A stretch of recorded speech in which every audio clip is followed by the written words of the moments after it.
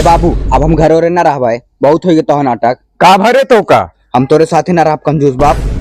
सर नहीं तो सारी रात ऑर्केस्ट्रा देख के आए बाटे, उहिम से कौन लौंडिये तो का भड़काए बाटिन जो इतना तू बोलता है वही ना है बाबू, ऑर्केस्ट्रा वाली बात ना बा, बात एमे ही बाटे कि सब लौटन थार ले घुमाता, हम थार चाहिए। अरे बेटवा तू चिंता ना करा, अगर सब दुनिया थार में घूमत गया तो हमारो बेटवा थार में घूमे। ई रहा तोरे बाप को वादा, आज शाम तक तू थार में घूम गया। छोटा सा मेरा जहां है खुदा। हेलो, हाँ करे जा।